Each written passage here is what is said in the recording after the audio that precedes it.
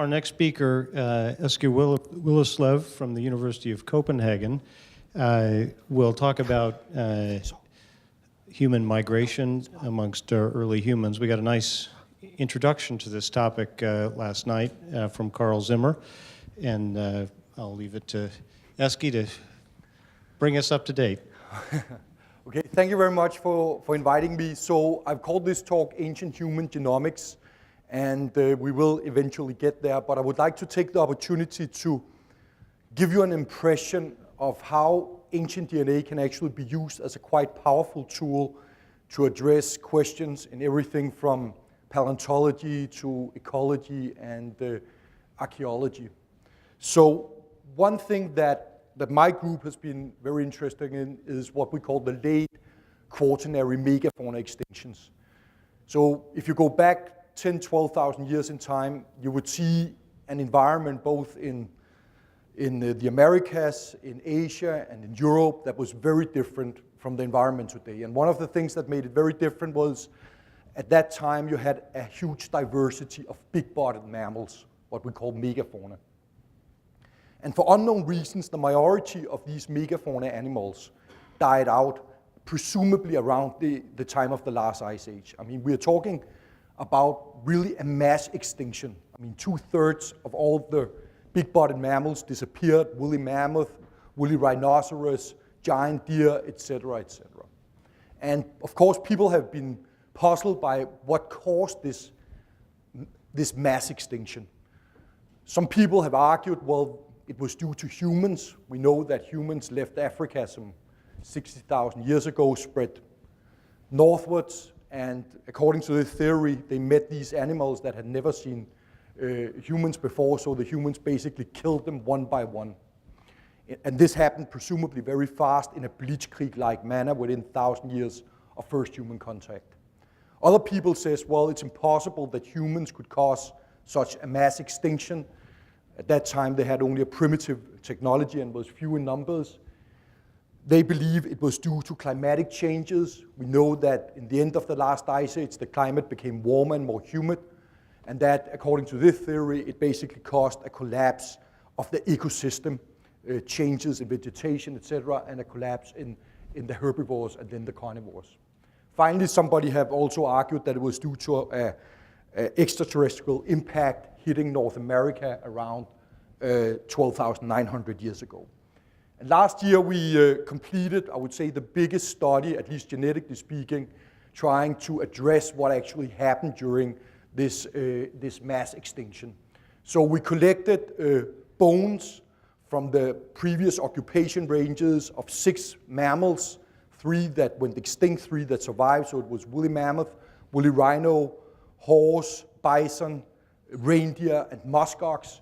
And then we obtained mitochondrial DNA from them and dated each of the bones, and then coupled this with analysis of what is called niche modeling, climate niche modeling. It's something to do where you try to predict what would be the occupation range of these animals back in time if it was only climate driven. And we also coupled it with a massive survey of the archaeological record.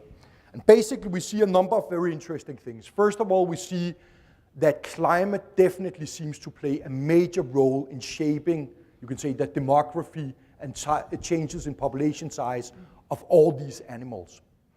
In some cases, climate seems to be the only, you can say, driver of extinction. For example, muskox that was previously distributed all across Europe, Asia, and North America. Today it's only naturally found on Greenland and the northern islands of Canada. They simply don't meet humans. I mean, if you look at where muskox are at a certain time and humans are at a certain time, they just don't meet each other. Other animals definitely seems to have been impacted massively by humans. It's things like the bison and horse, where you can see as soon as humans enter into the area, that's where things are really going wrong, and you see massive amounts of the bones in the archaeological record. Another thing which is kind of surprising is that each of the animals are actually reacting very independently, you can say very differently, to both climatic changes and human encounter. So it's not like, humans or a certain climate change or human encounter, and then everybody just go down. Actually, when it's good to be a bison, it's bad to be a muskox, etc. And another thing which is really, I would say, a bit worrying actually is that despite we have this massive data set going back 50,000 years, we cannot predict who would survive and who would go extinct, okay? And this, of course, is pretty worrying when you talk about conservation biology, because if we were standing, 20,000 years ago, I would have said, it's really, the muskox is doing really well, no worries, let's save the reindeer, right? It was just completely opposite.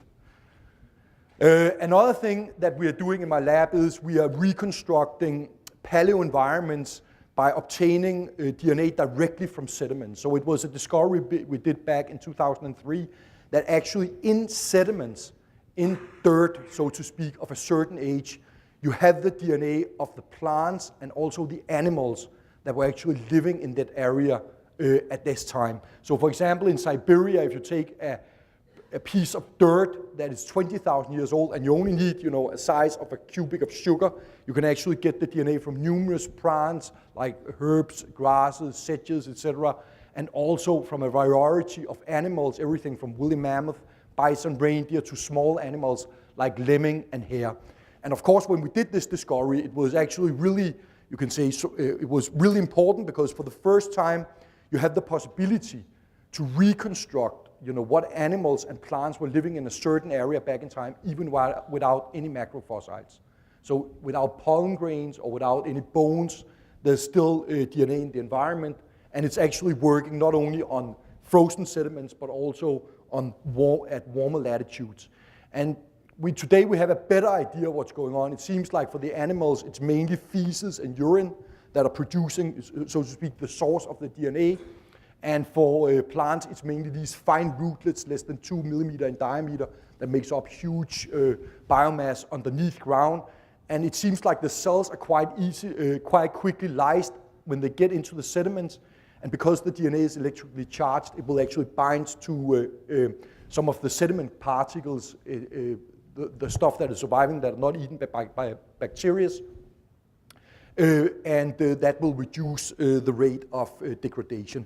We just recently, this year, we used it to address a question that has been highly debated, namely, from where do the forests derive, so to speak, in Northern Europe, in Scandinavia. So Scandinavia was completely glaciated, almost completely glaciated during the last glaciation. And the general notion has been, if you couldn't move south, you will actually die out. I mean, that goes for animals and it goes for plants. And all animals and all plants were then reintroduced around 9,000 years ago when the ice disappeared. And then there's been a few people who are walking around finding what we call macrofossils, I mean pieces of wood, for example, that they dated and then came up with dates suggesting that the wood derived from a time where all of Scandinavia were glaciated. And people were basically laughing at these guys. They said, well, it's crazy, there's something wrong. And then geologists started finding out, well, there was in fact ice-free pockets in certain parts of Norway. The question was, did anything survive in those pockets, in these refugia, so to speak? And we did the survey on spruce. So we did two things. First, we monitored, you can say, the mitochondrial genetics of spruce in Europe, including Scandinavia, and there we discovered something very interesting. Norwegian spruce that everybody thinks, well, it's just one group, they all came in, after the last glaciation. We actually discovered there's two different types, genetically speaking, two distinct types of spruce. The question was, one is, they share with the rest of Europe, fits perfect with the idea that after the glaciation, spruce are moving in, but the other one is actually not found any other place. We haven't been able to find it any other place. And this is, you can say, concurrent with the idea of maybe this is remnants of a survivor, that actually survived the glaciation up in Norway. And the next step, what we did was to then go to these, geologically speaking, ice-free areas that have remained ice-free, taking lake sediment cores that dates back to the glaciation period, and then looking what kind of DNA could we find. And exactly, we found the DNA of this very rare, unique spruce type. Therefore, it's definitely concurrent with the idea that there was, in fact, trees and potentially other stuff surviving in ice-free pockets in Scandinavia. And of course, this kind of changed the whole conception, for example, of how quickly do trees migrate after, climatic changes. So far, people said, well, they move very quickly. They just came in, as soon as the ice is gone, they just spread. But maybe they spread so quickly because they're already there, right? And so it's not like they have to come from Southern Europe. Another thing that we are interested in is early peopling of the Americas. And as you probably know, there's a really heavy discussion of when did people come into the Americas, what routes did they come at, from where did they come, were they ancestors to Native Americans, some people have even argued they were Europeans or other Asian groups, etc. And I got involved in this because I was contacted by an archaeologist from Oregon. His name is Dennis Jenkins, who is excavating some caves called Paisley Caves in southern central Oregon. And there he literally finds hundreds of ancient feces samples. I mean, ancient shit, called coprolites. And when he's looking at some of this feces, he said to me, well, I mean, I'm not a specialist, but it looks pretty human to me. And to be honest, first I wasn't very interested because whether somebody had taken a crab in a cave, didn't think would bring us much further. But I went there and I took samples of them, and they were lying in my freezer for 1.5 years. And then a student came by who should be there for a short-term visit, and she said, I don't have a project, Professor Willerslev, what should I do? And I said, look at the shit in the freezer. And that's what she did. And then she came back and said, well, I find, these mitochondrial haplogroups, which are, you can say, identical to the founding haplogroups of Native American. I mean, A and B, and well, maybe not too surprised, but then when we looked at where in the strata were these feces samples positioned, they could actually potentially be really, really old. And of course, then we got super interested, and there was two main things we had to address. One was, were the feces samples as old as we thought? And that was kind of pretty easy to deal with because it's organic material. It was sent to two different carbon labs, and they came back and said, yeah, I mean, some of them are actually 14,000 years old, which is about 1,000 years older than Clovis, the oldest generally accepted evidence of human presence in the Americas. And the next question was, could these results be due to contamination, right? Because these archaeologists hadn't used gloves or anything, and some of them could be Native Americans, mitochondrially speaking, without knowing it. And we then asked the archaeologists to contact every 58 people who had been excavating, and they took a hair sample shipped to Copenhagen, and we typed each of these persons and could exclude that they were the source. So this actually changes, I mean, both you can say it breaks the Clovis barrier, so to speak, but it also changes the generally accepted route by which people came into the Americas, because people think normally, that's what you read in the textbooks, that it came through an ice-free corridor. There was these big ice masses covering North America, and only when there was created an ice-free corridor could they come down there. But these actually predates the ice-free corridor. So this could suggest maybe they came along the West Coast or something like that. Then I was say that we published this in 2008, 2009. I did nothing else but dealing with replies from angry archaeologists that believed, Clovis came first. And luckily then, I mean, we have another paper coming out on Paisley Caves that hopefully take care of this problem. But we also luckily got involved in a study on a mastodon from Washington that basically shows one of the ribs are penetrated by a bone spear point.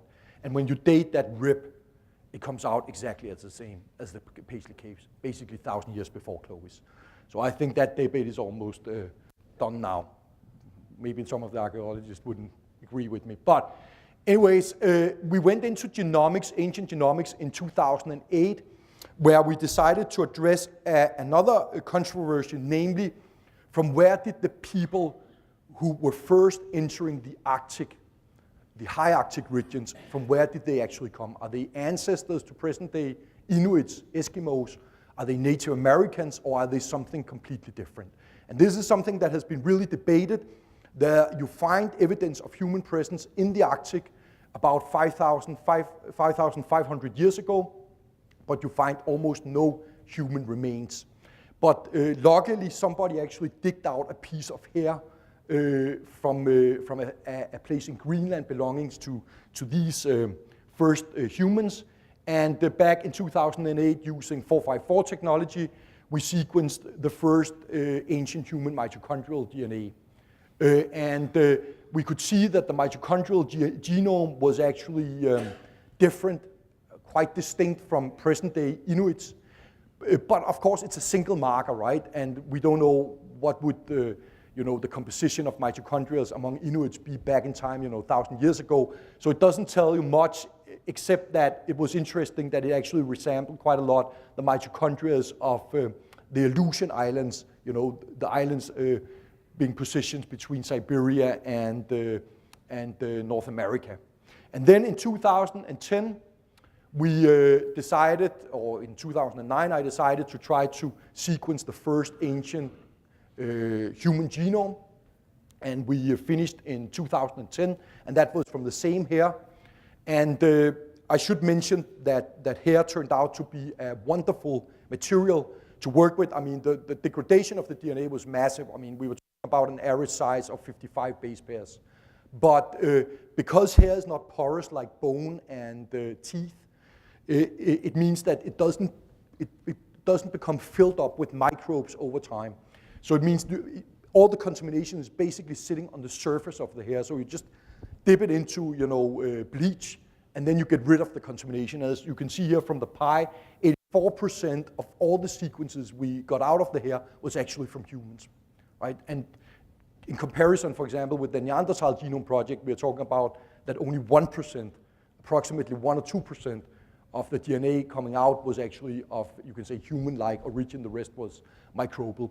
And that really allowed us to sequence the genome into an average depth of 20x coverage, which is almost as good, you can say, as a modern human genome. And we used that.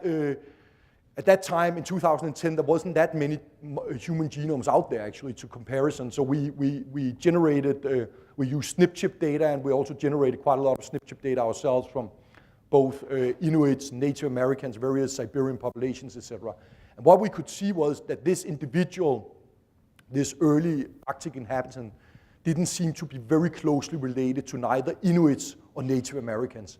In fact, the people who seems to be closely related to this guy are living in northeastern Siberia. There's 3 groups, one of which are actually more than 2,500 kilometers away from the Bering Strait today. So what does this tell us? Well, the way we interpret it is that about 5,500 years ago, there was a previous unrecognized expansion of humans from the old world, from Siberia into Alaska, further into Canada and into Greenland. And there they lived for some thousands of years before they basically died out, without presumably leaving any genetic traces in contemporary indigenous people in the New World. Last year, we did a similar thing with a lock of hair from an 100-year-old Aboriginal Australian. So Aboriginal Australians are playing a really, really central role in the debate of modern human dispersal out of Africa, on the different theories. And why use a 100-year-old lock of hair? Well, the limited genetics that has been done on contemporary Aboriginal Australians, particularly Y chromosome data, suggest that most of them have quite massive recent admixture with Europeans. So and of course, this is not good if you want to address the origin based on genomics. And therefore, we decided to say, okay, what about if we can go back in time? If you just go 100 years back in time, in certain regions, Europeans were actually not common or not even present at that time. And we used a lock of hair collected by this guy, Haddon, which was kind of he's a British anthropologist and a kind of a hair fetishist. I mean, he was, collecting hair all over the world. I mean, his collection is just incredible. I mean, in a belief that by looking at the morphology of the hair, you could actually say something about the origin of different people around the world. And this collection is now lying in Cambridge, and they had a pretty big lock from an young Aboriginal Australian male that gave it voluntarily to Haddon back around 100 years ago. And the main theories, you can say, of Aboriginal Australian origin is as follows. I mean, based on mainly genetic stuff, I mean, both actually SNP chip data, but also mitochondrial and Y chromosome data, people have argued that there was only one dispersal out of Africa of modern humans. And this dispersal went eastwards. And from this, wave of dispersal, different human populations, so to speak, popped out. First the Europeans into Europe, then Asians derived into Asians, and then from within the Asian cluster, Aboriginal Australians, or a group of people, actually moved southward into Australia. The issue here, there's a trick here, because I mean, modern genomic studies suggest that Asians and Europeans diversified much later than we previously thought, namely maybe 30, 40,000 years ago, while the oldest evidence of humans, and this seems to be modern humans, in Australia is about 50,000 years ago. Meaning that if this theory is correct, then Aboriginal Australians cannot actually be derived from the first modern humans to be found on the continent. Then there's another theory, mainly based on archaeology, and which has really been unpopular in the past, or the last 10, 15 years. But they, based on archaeology, argue that there was at least 2 independent dispersals out of Africa. And one of them was much earlier than the second wave. And the early one took a southern route and went all the way to Australia. Then later, you can say there was a dispersal giving rise to present-day Asians and Europeans. And then there was a following mixture between the Asians and the remnants of the first dispersal that was left in Asia. And only in Australia you kind of had, you can say, real survival of the first expansion wave. Well, when we looked at the genome, Aboriginal Australian genome, first of all, I should mention there was no evidence of European admixture or contamination for that matter, even though they had been handled by numerous Europeans. When we just look at PCA plot, which just says something about genetic similarity, there you have, you can say, all the Africans, then your Europeans, then you have Asians, there's Native Americans, here's the Aboriginal Australian. You could say, well, I mean, it seems like they're lying on somehow on the Asian axis, got isolated at some point, fitting pretty well the first theory. However, if you start actually doing real modeling work, you see something very different. So one of the things we did was to use what is called an Abba test, or D statistics, which was the statistics that was used to look at integration between Denisovans and modern humans.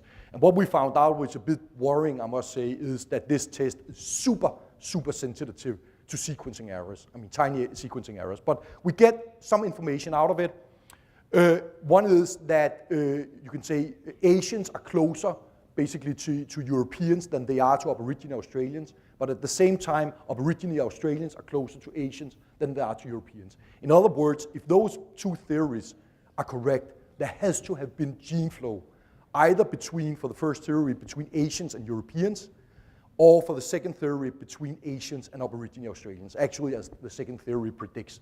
Another thing we can see from this is that there's no, you can say Aboriginal Australians are not more closer to Asians than they are to Native Americans, meaning that they must have diversified prior to Native Americans diversifying from the Asian cluster. Then Rasmus Nielsen group in Berkeley developed another test called the P4P test, which is basically quite similar to the Abba test, but where you only accept SNPs where you have seen them in at least, you can say, 2 different genomes in order to get around the problem of sequencing error. And there we use a very simple topology where you say, okay, you have in one, you have Africans and Aboriginal Australians close to each other, then you have Asians and Europeans close to each other, or the other way around, and then you basically ask for each SNP position, what is it supporting, which of the topologies are they supporting, and how does the data then fit with simulated data? Simulated data where you just have one expansion or multiple expansions with gene flow, and in all the cases it fits best with multiple expansions with gene flows between Asians and Aboriginal Australians. And the last thing we're doing is we're using kind of established genome models. that was based on African genome, European and Asian genomes, and then we put in the Aboriginal Australian, and it's always falling basal to the Asian and European genomes. So basically what it seems to be the case is that Aboriginal Australian ancestors, at least this individual's ancestors, diversified from the, you can say, the branch going up to European and Asians earlier, maybe some 70,000 years ago. They basically said goodbye somewhere, maybe, we don't know where it is geographically, whether it's in Africa or Asia or in the Middle East, but they say goodbye, and were basically the first modern humans, as far as we can see, that really explored the world. So they're moving eastwards, reaching Australia probably around 50,000 years ago. Then, some 30,000 years later, European and Asian ancestors are basically getting the shit together and start moving. And some are going into Europe, becoming Europeans. Others are going eastwards, becoming Asians, where they actually seem to meet, the remnants of the first dispersal and where they admix with them. It's very hard for us to say exactly what populations are remnants of the first dispersal, very admixed, but we get some clues based on our SNP chip data that there is some of these, what you call Negritos populations, actually in Southeast Asia, which are looking quite distinct. Some of them, there is evidence of they could actually be remnants of the first dispersal. And what I should mention is that Aboriginal Australians have historically been very much skeptical against genetic works, and they have good reasons for that. They have been treated very poorly by scientists and by other people in general. And but we got permission for this study. I mean, I actually approached, you can say, the board representing all the 14 tribes for all of Western Australia from where this individual came. So these are the cultural descendants and if any, also biological descendants of this individual, and it was actually historical, I mean, that I got permission to publish this work. I think one of the reasons was that they actually really liked the results, and this is something to do with land claims and stuff, but other projects we're doing at the moment are sequencing the genome of Sitting Bull, and it's based on a tuft of hair. It's not as big as this because the majority of the hair was actually burned by the family members, unfortunately. So I only got that much of the hair, which is nearly not enough. But the question here is it's threefold, really. One is to get a genome of an, you can say, non-European admixed or not recently admixed Native American. That's my main interest in this. The family's interest is that there's 2 official grave sites of Sitting Bull, that they want to open those graves and find out is Sitting Bull in any of these graves, right? And they also want to establish, there's many people, families that claims to be, you can say, the closest descendants of Sitting Bull, but the official family, so to speak, wants to get a DNA investigation of this. Another project we are very far ahead of, at least in terms of getting the sequencing done, is looking at horse evolution and domestication. So we have actually sequenced the genome of a 700,000-year-old horse from Alaska. And then we have sequenced the genomes of, I think it's 3 horses around 13 or 12,000 years ago, just, you can say, before the domestication. And then we sequenced the genome of a lot of different horse breeds, quarters and Arab horse and all these different things. And then the BGI sequenced the genome of the donkey as an outgroup. And now we then start looking, what makes a horse, and what, traits, you can say, in the different breeds today are actually, you can say, originally wild traits, and what traits has been selected on. The last thing I want to mention is we're also doing the genome of Clovis, the oldest skeleton in the Americas, and there is, of course, a huge debate about, you can say, the origin of Clovis. Clovis, some people, as I said, believe they're actually Europeans, and I mean, it sounds maybe crazy, but there is some evidence, I mean, in terms of, you can say, the technology. Some people claim, well, I mean, the closest resampling to Clovis technology you should find in Spain around the same time. And I mean, I'm not a specialist, and I ask myself, I mean, how many ways is there you can smash a stone and get it to work? But I mean, they claim, you know, that there's like 20 strokes to begin with, which is apparently a lot, and you know, that are similar. And also, you know, some of the early skeletons, I mean, are really looking very different, you can say, from Asians and Native Americans, and that have kind of created this idea that there was other people coming in. Well, we'll see how it all goes. Oh, sorry. Yeah, that's it. Thank you very much.